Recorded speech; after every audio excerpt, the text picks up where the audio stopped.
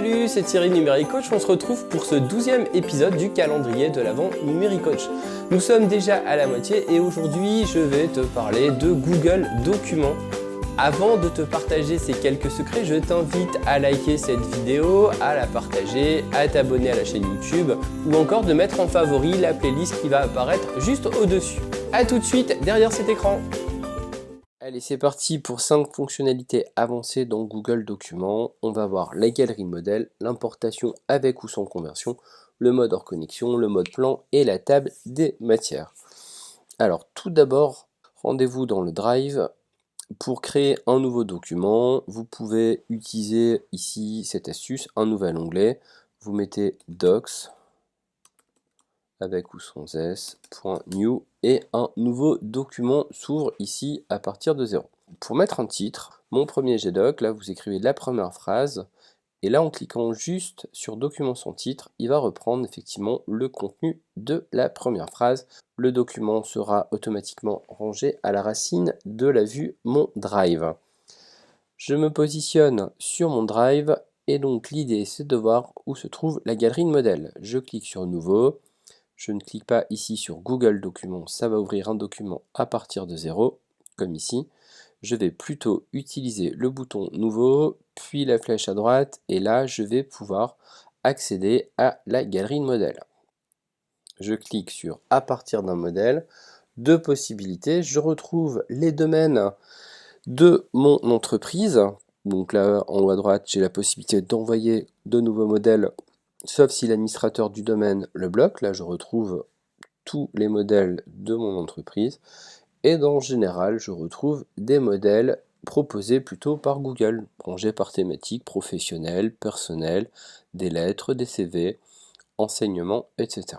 Pour sélectionner un modèle, vous cliquez simplement dessus, ça crée une copie, vous ne touchez pas l'original, effectivement, et ça va s'enregistrer directement dans votre Drive. Voilà pour la galerie de modèles. L'importation avec ou sans conversion. Je me positionne dans le Drive, dans le dossier qui va bien.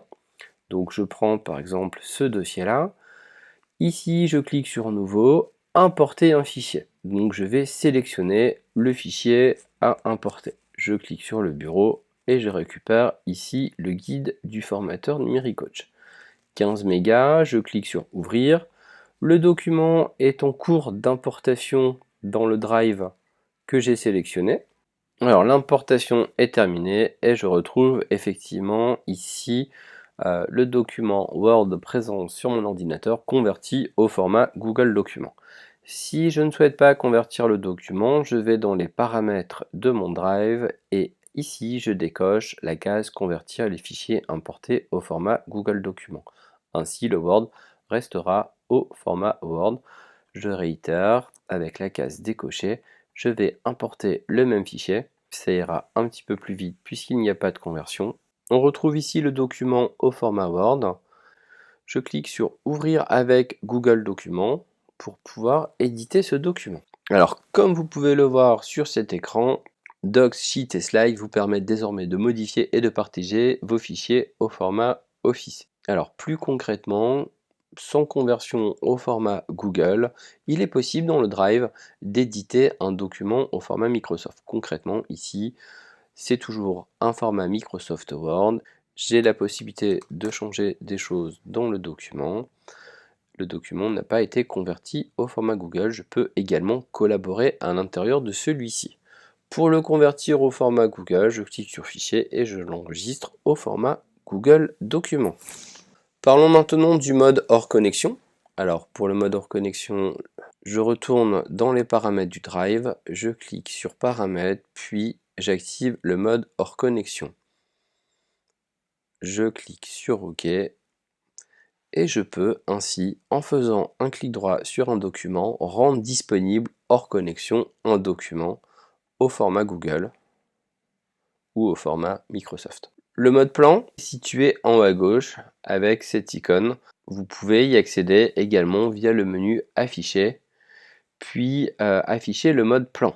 Alors si j'affiche le mode plan, comme ceci, je retrouve l'ensemble des titres qui ont un style. Alors ça se passe ici, titre 1, titre 2, titre 3, etc. Si je prends la charte de confiance NumériCoach ici, on est sur un titre 2.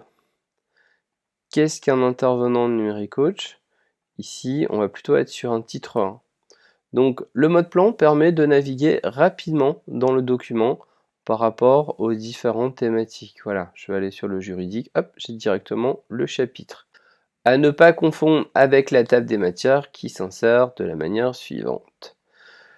Je sélectionne l'espace où je souhaite que la table des matières apparaisse. Je clique sur Insertion, table des matières, deux possibilités, avec les numéros ou avec des liens bleus. Je vais choisir donc avec les numéros de page et la table des matières s'insère toute seule en fonction des styles qui ont été définis. Par exemple, la place des valeurs, c'est effectivement un titre 2. Si je descends sur la communication chez NumériCoach, vous voyez ici c'est un titre 1 et c'est la raison pour laquelle il est plus à gauche ici qu'un titre 2. Voilà pour votre table des matières. Vous pouvez également installer un module complémentaire qui s'appelle Table of Content pour avoir une table des matières un petit peu plus sophistiquée. Merci d'avoir suivi cet épisode 12 du calendrier de l'Avent NumériCoach. N'hésite pas à partager à tes collègues et amis qui en ont besoin, à t'abonner à la chaîne YouTube. On se retrouve demain pour le 13e épisode consacré à la configuration des mails dans la console d'administration. J'aurai le plaisir de recevoir Mickaël Ravier qui est consultant formateur et je te dis à demain, ciao!